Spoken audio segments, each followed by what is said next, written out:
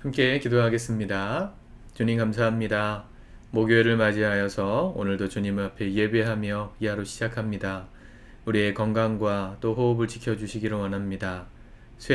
우리의 몸이 날로 쇠해지겠지만 우리의 마음은 날마다 주님 앞에서 기쁨으로 가득 차게 하시고 육신은 후패하나 영혼은 날마다 주와 가까워지는 복된 하루를 또 살 수 있도록 이 하루 동행하여 주옵소서. 예수님의 이름으로 기도드립니다. 아멘. 찬송가 279장 찬양하시겠습니다.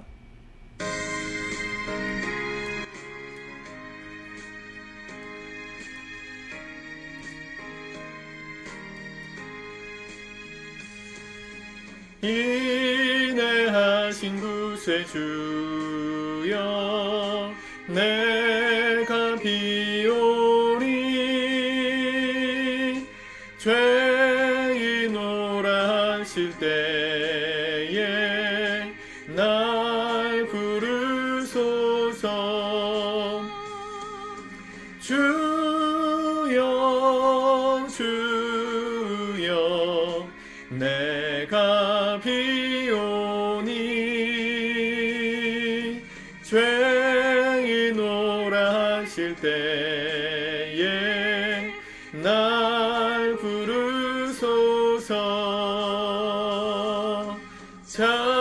자비하신 보좌 앞에 꿇어 엎드려 자복하고 회개하니 믿음 주소서. 주여 주여 내가 비오니 죄인오라 하실 때에 날 부르소서. 주의 공로 의지하여 주께 가오니 상한 마음을 고치시고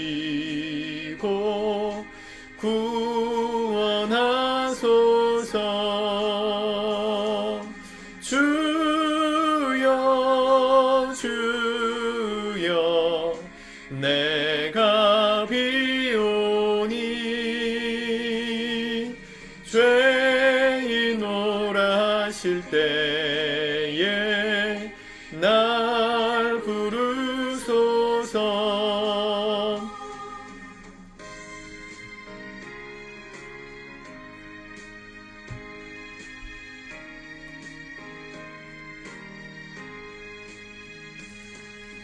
만복 근원 예수시여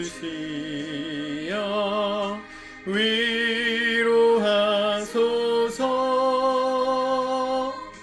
우리 주와 같으시니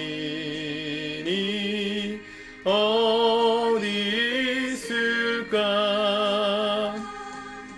주여 주여 내가 비오니 죄인오라 하실 때에 날 부르소서.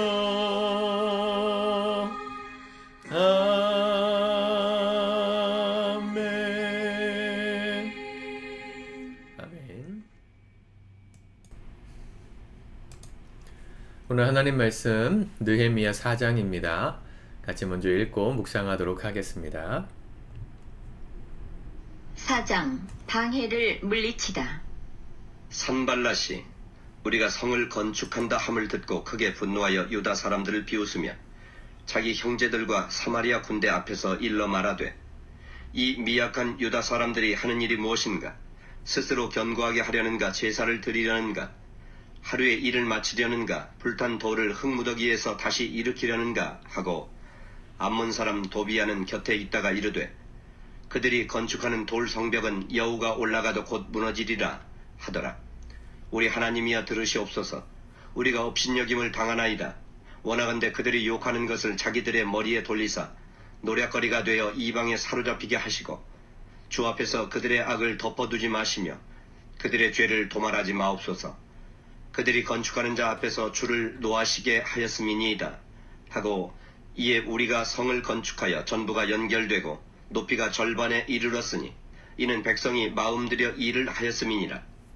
산발락과 도비아와 아라비아 사람들과 암몬 사람들과 아스돗 사람들이 예루살렘 성이 중수되어 그 허물어진 틈이 메꾸어져 간다 함을 듣고 심히 분노하여 다 함께 꾀하기를 예루살렘으로 가서 치고 그곳을 요란하게 하자 하기로 우리가 우리 하나님께 기도하며 그들로 말미암아 파수꾼을 두어 주야로 방비하는데 유다 사람들은 이르기를 흙무더기가 아직도 많거늘 짐을 나르는 자의 힘이 다 빠졌으니 우리가 성을 건축하지 못하리라 하고 우리의 원수들은 이르기를 그들이 알지 못하고 보지 못하는 사이에 우리가 그들 가운데 달려들어가서 살육하여 역사를 그치게 하리라 하고 그 원수들의 근처에 거주하는 유다 사람들도 그 각처에서 와서 10번이나 우리에게 말하기를 너희가 우리에게로 와야 하리라 하기로 내가 성벽 뒤에 낮고 넓은 곳에 백성이 그들의 종족을 따라 칼과 창과 활을 가지고 서 있게 하고 내가 돌아본 후에 일어나서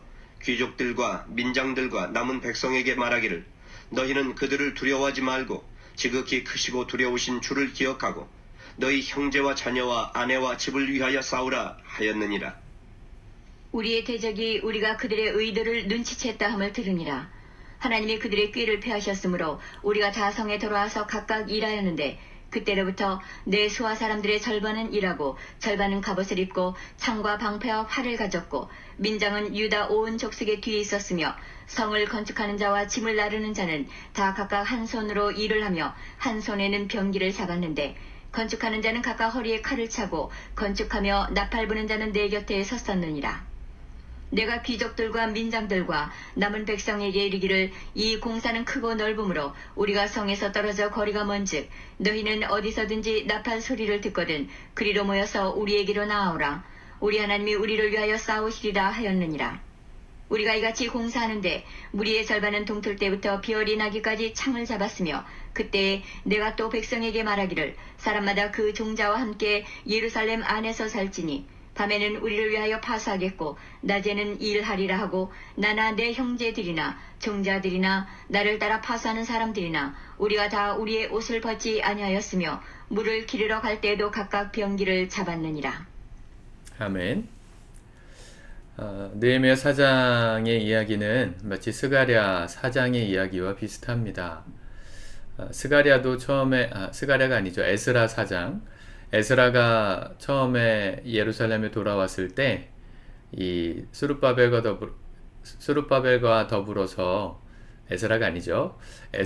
스룹바벨이 처음으로 1차 포로들과 함께 돌아와서 성전 공사를 시작했을 때 방해한 사람들이 있었어요. 그 공사를 중단시켰던 사람들 16년이나 중단됐었다 그랬죠.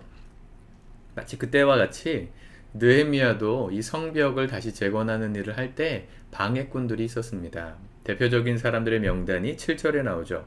산발랏, 도비야, 아라비아 사람, 암몬 사람, 그리고 아스돗 사람. 이 사람들이 성전이 중수되고 그 허물어진 틈이 매우 메꾸어져 간다 함을 듣고 심히 분노하였다 그랬습니다. 왜 분노했을까요? 여러분, 마귀는요, 우리가 마귀가 좋아하는 일을 하고 살면 분노하지 않습니다.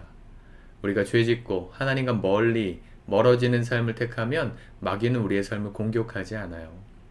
근데 언제 공격할까요? 우리가 하나님께로 가까이 가서 그분의 일을 하기 시작할 때, 그분의 뜻을 위해서 살기 시작할 때 마귀는 분노해요. 어떻게 해서든지 우리의 그 계획이 무너지게 하려고 도발합니다. 오늘 산발랏, 이 사람은 아마 사마리아 성 사람이었을 것으로 보여요. 이 느헤미야 마지막쯤 가면 이 산발랏과 더불어서 결혼을 했던 제사장들이 파면을 당하는 장면이 나오는데 아마도 사마리아가 예수님 시대 때도 이미지가 굉장히 안 좋았지만 이때만 해도 이 아시리아가 북이스라엘을 정복했을 때 그 이방 민족과 더불어서 화친 정책을 맺고 많은 혼혈 아들을 낳았습니다. 그 중에 한 사람이었을 것으로 보이는데 이 산발랏의 세력이 굉장히 강했던 것 같아요. 도비아도 마찬가지죠. 도비아는 포로 귀환했던 이 민족 중에 한 족속 중에 족장이었는데 끝까지 방해꾼이었어요. 불평을 말하는 사람. 하나님의 일을 할 때 꼭 이런 사람 꼭 있습니다. 여러분 이런 사람들 주변에 있다고 너무 낙심하지 마십시오. 내가 주의 뜻대로 살고자 할 때 그걸 방해하고 분노하는 사람들이 무조건 있게 돼 있어요. 그 사람들이 없기를 바라는 건 역사를 부정하는 겁니다. 이 느헤미야 시대 때도 있었어요. 이들을 통해서 하나님께서 우리에게 가르치시는 건 뭘까요? 하나님은 하나님의 일을 함에 있어서 이 대적들이 있다 할지라도 그분의 뜻을 결국은 이루시는 분입니다. 아멘이시죠? 하나님은 하나님의 일을 결국은 이루세요. 근데 중간에 참여하고 동참한 우리의 마음이 요동하면 그 일이 지연되고 또 지지부진해지는 역사를 이 에스라 말씀을 통해 보았지 않습니까? 느헤미야 시대 때는 어떻게 했을까요? 대적자가 있었지만 그때와 다른 건 뭐예요? 방비했다는 거예요.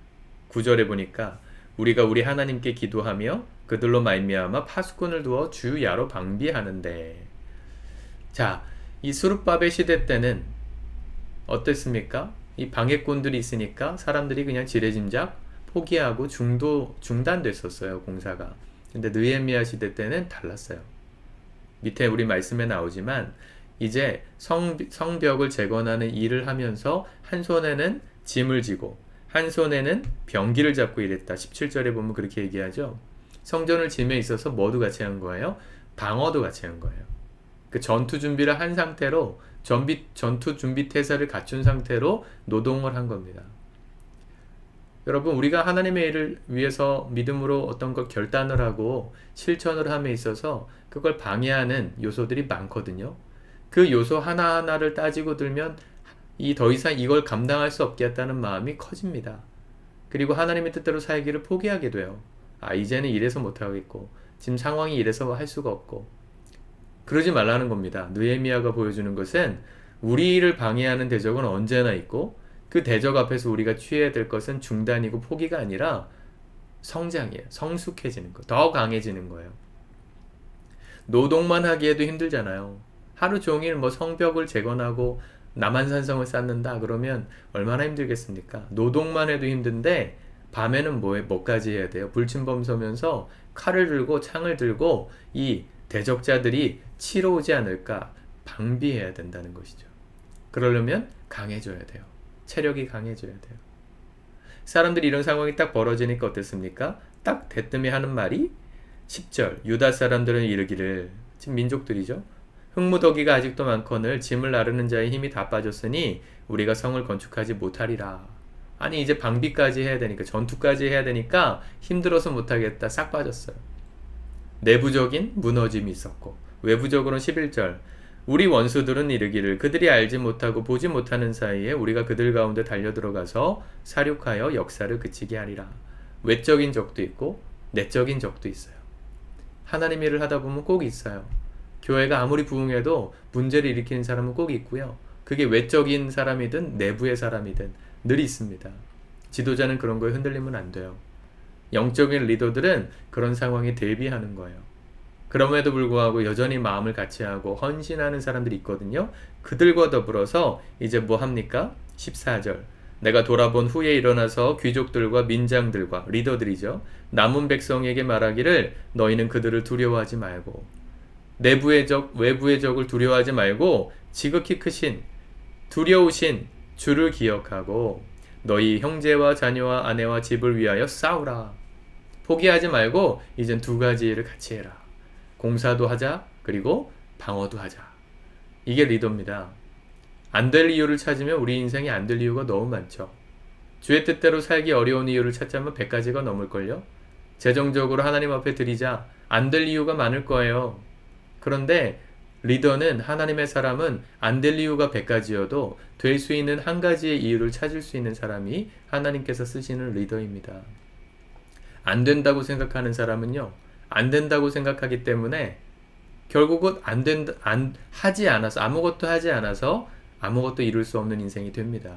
그러나 주님이 택하시고 주님이 사용하시는 사람은 안 되는 이유가 100가지여도 될 수 있는 이유를 찾아서 된다고 믿는 사람은 될 수 있다고 믿기 때문에 만들어낼 수 있는 방법을 반드시 찾아서 정말로 되게끔 만드는 사람이거든요. 여러분들의 인생이 그런 인생 되시기 바래요. 안 되는 이유를 찾으면 끝도 없습니다. 우리 인생 우리 마음대로 된 게 뭐가 있습니까? 여러분들 계획하신 대로 다 잘 되셨어요? 그러지 않아요. 아브라함도 믿음의 조상이었지 않습니까? 믿음의 조상이었던 아브라함 다 잘 됐나요? 하나님의 말씀을 듣고 고향을 떠나자마자 그가 마주했던 것은 이집트 땅에서 아내 뺏길 뻔하고 거짓말쟁이가 돼서 죽을 뻔하고 기근을 만나고 어려움이 가득했어요. 안 될 이유를 찾으면 끝도 없었어요. 하나님이 아들을 주시마 해서 백세의 아들을 얻고 나서부터는 다 잘 됐나요? 아니에요. 하나님이 그 아들 잡아바치라 하셨어요. 왜 이런 일들이 있습니까? 안 될 상황은 여전히 있다는 걸 보여주시는 거예요. 그럴 때 우리가 사용해야 될 게 뭐예요? 포기가 아니고 믿음이에요. 믿음. 믿음을 키우십시오.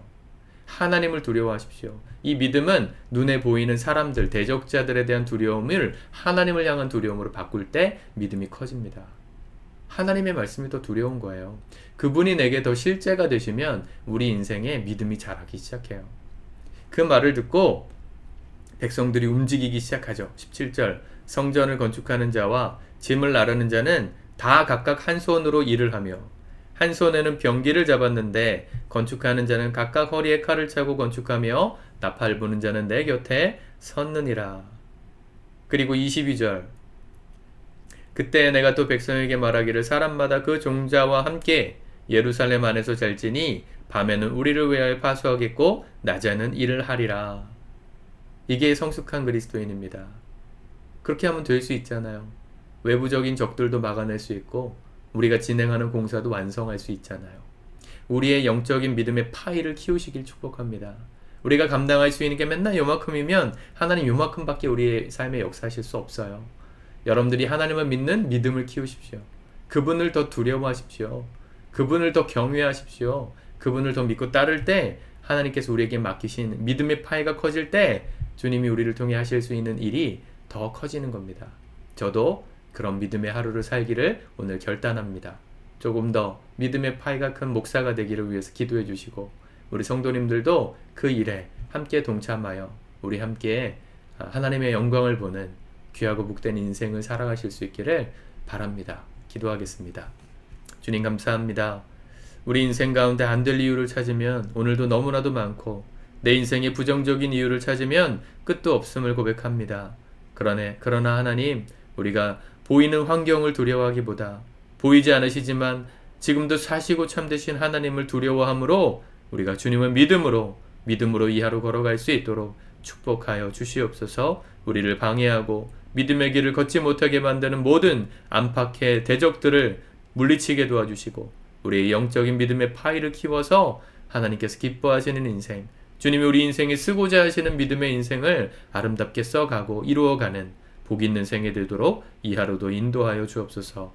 예수님의 이름으로 기도드립니다. 아멘.